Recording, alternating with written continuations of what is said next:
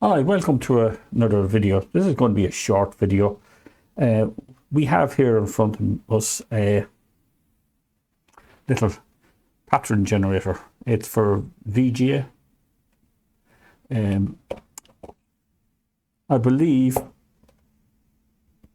this button here is broke, which is for the normal sync and inverted sync. What I'm going to do next is I'm going to open this up and we will take a look inside together.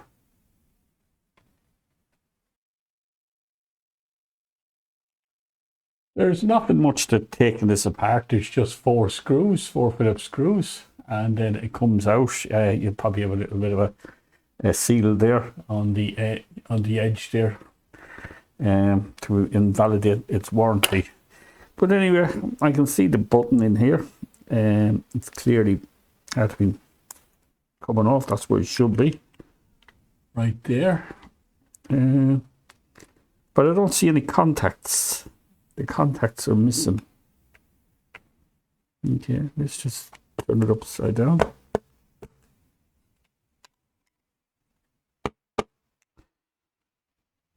Strange.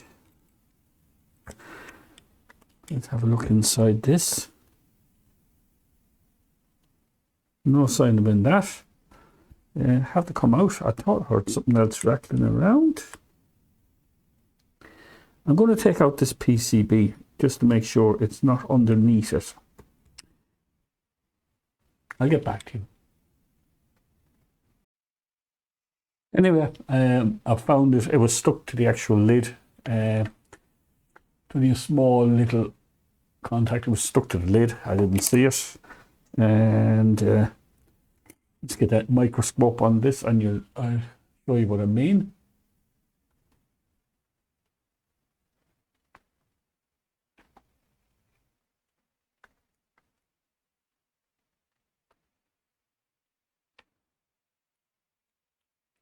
Oh,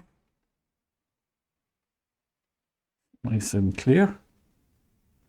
Get the tweezers. And I believe that should sit in there somewhere.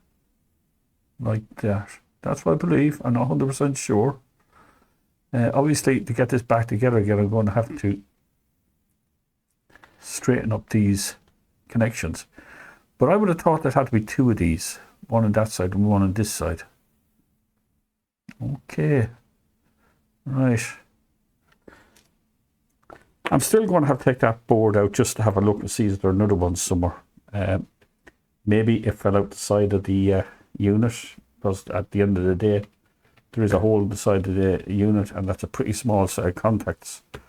As well as I'll examine the contacts on this, see is there marks where the contacts rub against on that. And for now, just put this aside.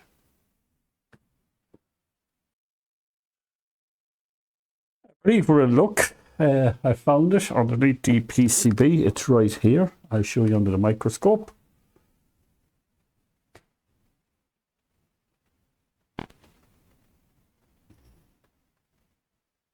There it is sitting there, which is great, because I don't know what I would do. I would have to solder two of them together to get either normal or inverted sync, which most likely they would make do with normal. How many people use inverted sync?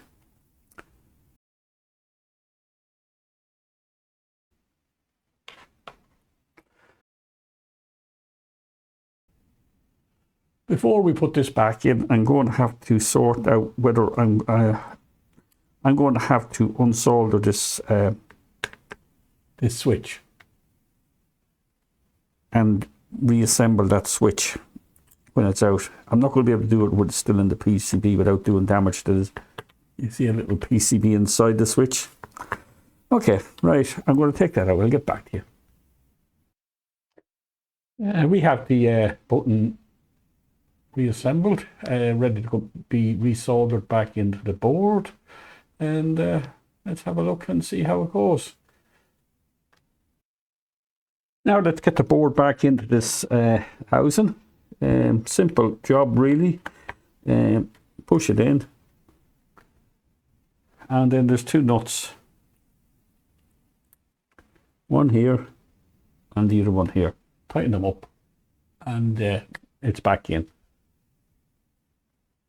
I'm going to reassemble this now and then test it out, see is it working on a monitor. Have the tester all back together again. Let's have a look and see how it goes. VGA into a monitor.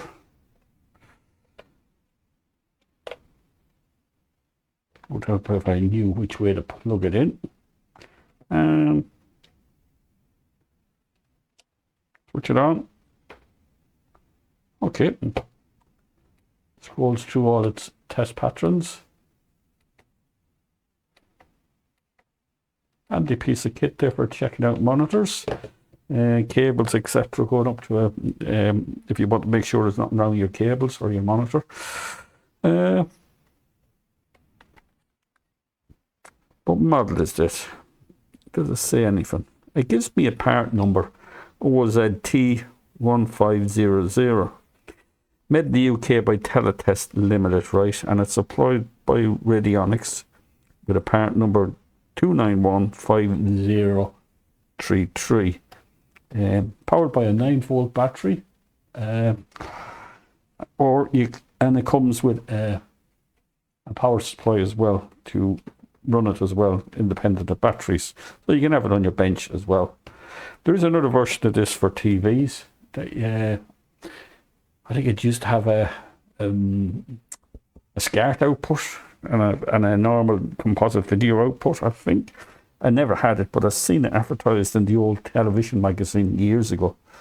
But I find this a little bit more handy, I would imagine, for people out there in the computer trade. All right, that's it done. It was a quick video. Thanks for watching.